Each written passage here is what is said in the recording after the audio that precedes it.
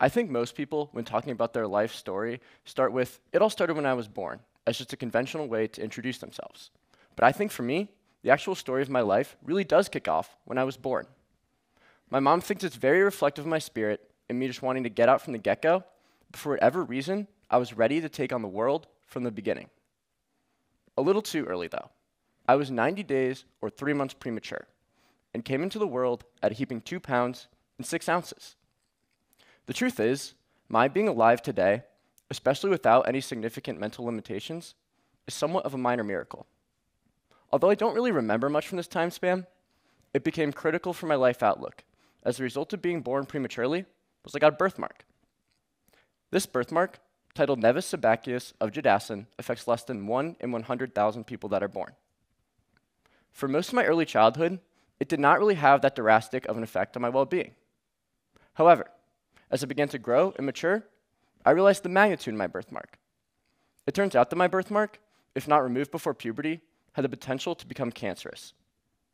This led to me getting 154 stitches on the side of my head and having the scar that I have today.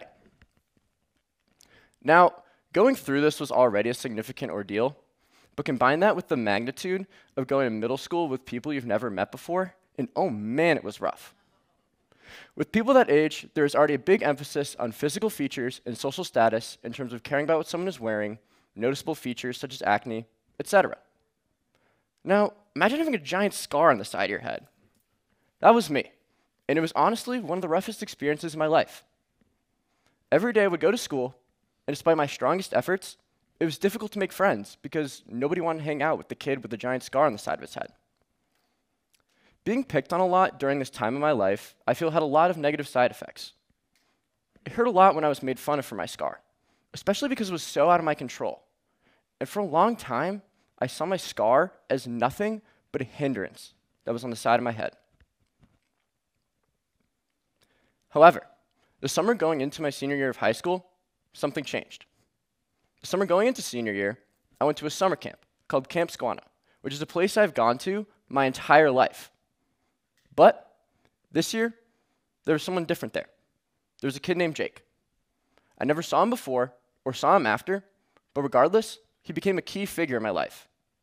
Instead of making fun of me for my scar, he was the first person ever in my life to tell me that my scar was cool and badass. Instead of hiding it with my hair, he suggested that I make it a part of a really cool haircut. Now, I never did the haircut thing, but regardless, this compliment helped me to shift my perspective in thinking about things, specifically in regard to my scar. Instead of a hindrance, it helped me think of it as a blessing. It wasn't something that had to hold me back in terms of making friends and forming new connections. It was a part of my story that made me unique and made my life more interesting. It could be more than something I felt self-conscious about. It could be a platform to tell my life story. A way to make a joke by saying I had a shark bite or saying, you should have seen what happened to the other guy. A way to have a more engaging perspective in terms of how I see the world. It was a social effort and difficulty that I was faced with and originally accepted as a failure. But through a shift in perspective, I began to recognize it as a platform to present my most authentic self. What I didn't realize at the time was that I was engaging with what is called a growth mindset, which is a social psychological phenomenon. Overall, it describes a way that people can view challenges, setbacks, and failures in their life. It is the belief that often difficulty and adversity can be a tool through which you can grow and improve, rather than a signal of incapability. Traditionally, the widespread use of a growth mindset in popular culture has been applied in a relatively narrow realm, specifically the business and education sectors.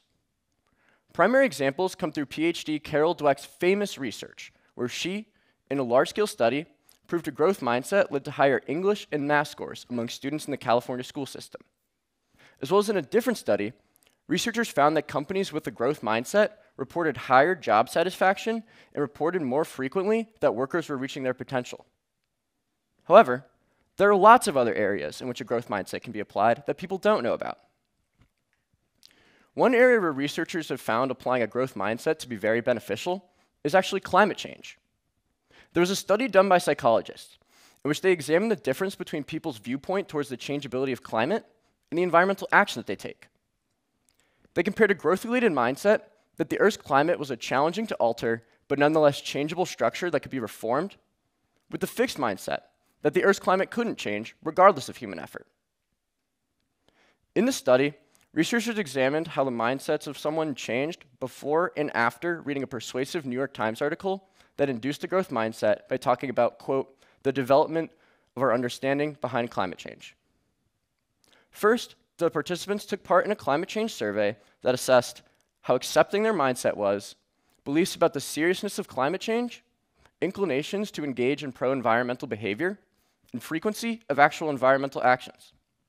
Participants then read the New York Times article, and after that, retook the questionnaire. During the questionnaire, they asked the participants to write down 4 eco-friendly actions that they wanted to take up. 10 days later, the researchers followed up and asked the participants how frequently they did their eco-friendly actions. What they found is that participants with a stronger view that the world is changeable reported having engaged more frequently in pro-environmental actions throughout those 10 days. They discovered that those with a growth mindset were linked to having more accepting attitudes, stronger beliefs about mitigating climate change, and greater pro-environmental behavior. This study helps suggest that when employing a growth mindset, one can reduce psychological barriers to creating positive environmental habits and make it easier for people to adopt new, environmentally friendly habits. This closes the gap between people's understanding of climate change and their actions. Therefore, one can infer that a growth mindset can help create more pro-sustainable actions in society, which applied at a large scale can help to reduce global climate efforts. With ChatGPT being the talk of the town these days, it's more important than ever to take into account the introduction of artificial intelligence into daily life. And there's even been research on the effects of a growth mindset towards the introduction of AI. Through 5 different studies, researchers examined how participants viewed artificial intelligence differently if they had a growth mindset or fixed mindset. After inducing participants into either fixed or growth mindset via making them read an article and providing them on background of what a mindful and mindless robot is, researchers wanted to examine how people viewed artificial intelligence or mindful robots differently if they had a growth mindset or fixed mindset. They found that those with a fixed mindset thought robots were threatening because they could surpass past the limits of a human mind and be more powerful than humans. Whereas those with a growth mindset did not view robots as a threat, but rather a tool through which humans could improve their behavior. Now, whether you think ChatGPT and other AI is ethical to implement in society widespread is not my wheelhouse. But I do want to shed light on the fact that as a result of these studies, researchers found that those with the growth mindset had fewer negative feelings about robots, were more likely to see robots as allies, there was less concern about being surpassed by robots by those with a growth mindset, and those with a growth mindset advocated for more support for research on robots. So if we do, as a society, want to go in the direction of AI implementation, then employing a growth mindset could be a cool tool to help implement AI into our society widespread. A growth mindset has even been applied to bullying and whether adolescents thought students could change or not change. This was a months-long real-world experiment in a high school where the administration itself had a fixed mindset and said it was too late for its students due to the especially aggressive nature of the school, with 40% of students saying that they did not feel safe from threats at school. In the study, researchers were split up into 3 groups. The first group was induced with a growth mindset and was told, people do not do things because they are bad people, but rather because of the thoughts and feelings that live in their brain. And even if it is not very likely, they always have the capacity to grow and improve their behavior. They were taught that our thoughts and actions are able to be changed, and due to impermanence, they could be modified to be more pro-social.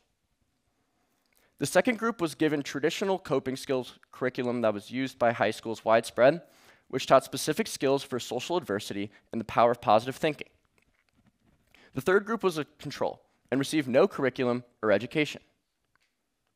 To examine the difference between these 3 groups, researchers assessed the students to see how likely they would be to retaliate if they were socially rejected from a game, which is part of the experiment. they found that students in the growth mindset group were 40% less aggressive than the other two groups.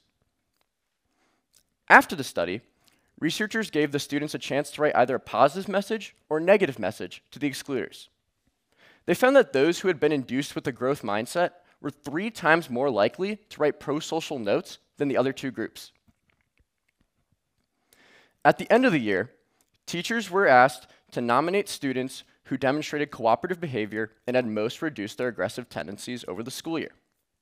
They found that students in the growth mindset group, quote, received significantly more nominations than those in the other two groups.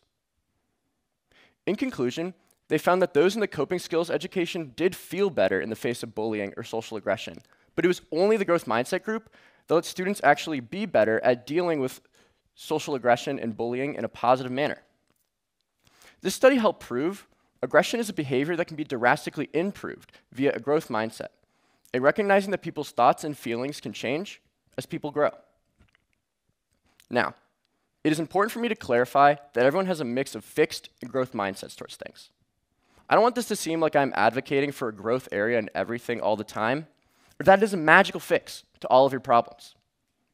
However, I do want to shed light on the fact that one can use a growth mindset in a multitude of areas, even outside of productivity-focused fields. Oftentimes in life, we are faced with situations where things seem challenging, and we are faced with significant adversity. Whether it is being born with a birthmark on the side of your head, trying to solve a global issue, being worried about robots surpassing human minds, or dealing with social rejection and bullying. There are a lot of times in life when things seem hard and action can seem impossible. We are left resigned to see things stuck as the way they are. This can make adversity seem like some horrible occurrence that can allow us to be defined by it when it happens, as we shy away from it. However, one can learn some of life's greatest lessons from situations involving adversity if we retain a sense that things are malleable, and we have a mindset that things can change and get better. A mindset of growth that should not be limited to educational and business realms. It is important to recognize that psychological barriers to an ideal, although it might not be easy, are entirely possible to overcome. Employing a growth mindset could be a great tool for accomplishing this feat. With collective action, there are countless ways that we can use a growth mindset to make our world a more peaceful and resilient place. Thank you.